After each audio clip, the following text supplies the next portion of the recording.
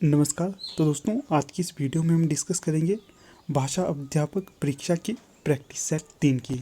इससे पहले हमने इसके 2 प्रैक्टिस सेट को डिस्कस कर लिया है। अगर अभी तक आपने उन्हें नहीं देखा है तो आप उन्हें भी देख सकते हो।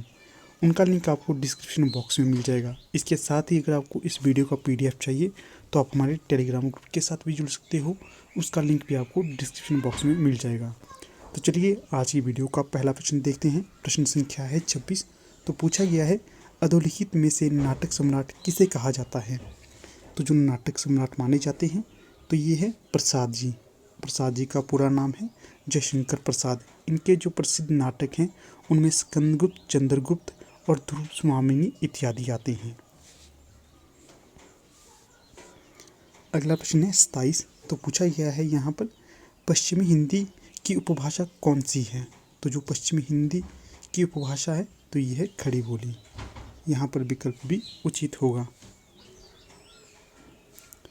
हाँ दोस्तों, यहाँ पर मैं आपको बता दूँ, आज की जो हमारी वीडियो है, इस वीडियो का लाइक का टारगेट है 20। अगर आप लोगों को ये वीडियो अच्छी लगती है तो इसे लाइक जरूर कीजिएगा। अगला जो प्रश्न है ये है 28। तो पूछा गया है, पूर्वी हिंदी की उपभाषा कौन सी है? तो जो पूर्वी हिंदी की उपभाषा है तो ये होगा विकल्प ए अवधी। अवधी पूर्वी हिंदी की उपभाषा है। यहाँ पर विकल्प ए बिल्कुल उचित होगा। अगला प्रश्न है 29। तो यहाँ पर पूछा गया है, निम्नलिखित में से कौन सा अंग व्याकरण का शब्द है? यहाँ पर जो व्याकरण का अंग होगा तो वो होगा शब्द। यहाँ पर विकल्प भी उचित होगा। अगला प्रश्न है 30। तो पूछा गया है, निम्नलिखित में से अंतस्थ व्यंजन कौन सा है? तो जो अंतस्थ व्यंजन है ये होगा यहाँ पर विकल्प डी अर्थात य। अगला प्रश्न है 31। तो पूछा गया है, निम्नलिखित में से स्पर्श व्यंजन कौन सा है? निम्न ऑप्शन में जो स्पर्श व्यंजन होगा तो वो होगा विकल्प बी प एक स्पर्श व्यंजन होगा। अगला जो प्रश्न है ये है 32। तो पूछा गया है, निम्नलिखित में से कौन सा महाप्राण है? जो दिए गए विकल्पों में से महाप्राण होगा तो वो होगा विकल्प ए अर्थात श। जो श है यह एक महाप्राण है।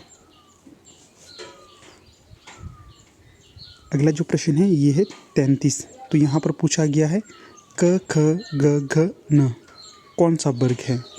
तो ये होगा क वर्ग। यहाँ पर विकल्प ए माफ़ कीजिएगा विकल्प सी बिल्कुल उचित होगा। अगला जो प्रश्न है ये है 34। तो यहाँ पर पूछा गया है, निम्नलिखित में से संयुक्त व्यंजन कौन सा है?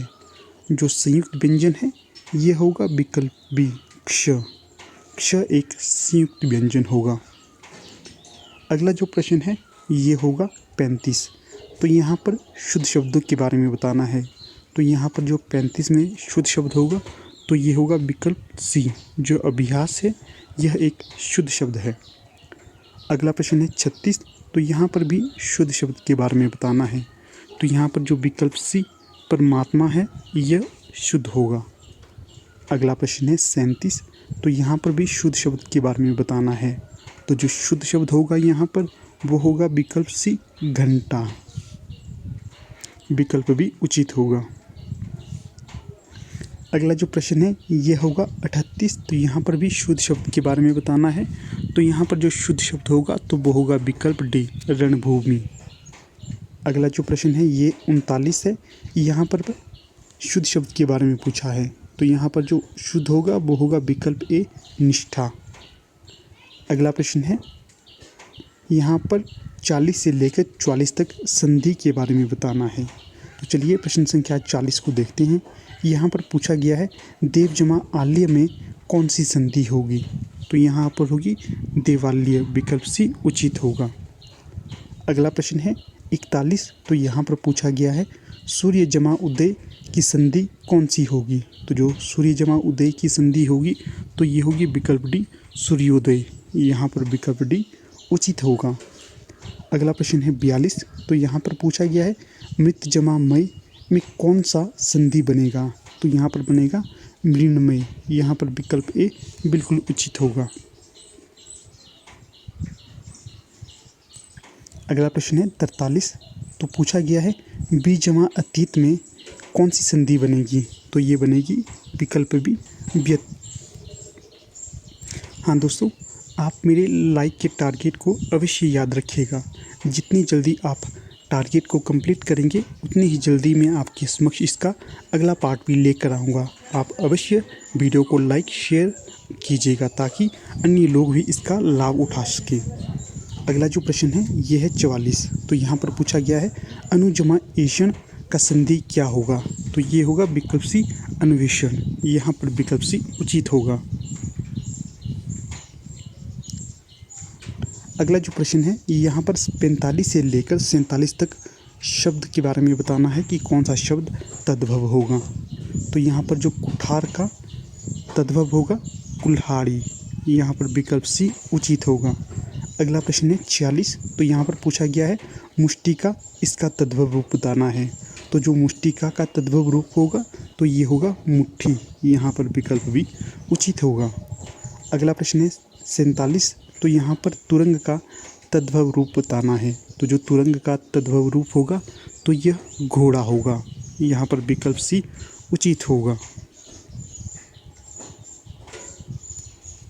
अगला प्रश्न है 48 से लेकर 50 तक उचित लिंग कौन सा है, इसे बताना है। तो जो प्रश्न संख्या 48 है यहाँ पर पूछा गया है ठाकुर का उचित लिंग बताना है। तो ये होगा ठकुराइन। यहाँ पर विकल्प सी उचित होगा। अगला जो प्रश्न है 49। तो यहाँ पर ननद, जो ननद है इसका उचित लिंग बताना है। तो ये होगा ननदोई। यहाँ पर विकल्प ए उचित होगा। अगला प्रश्न है 50। तो यहाँ पर बालिका का उचित रूप बताना है। तो जो बालिका का उचित रूप होगा तो ये होगा विकल्प बी बालक। यहाँ पर विकल्प भी उचित हो जाएगा।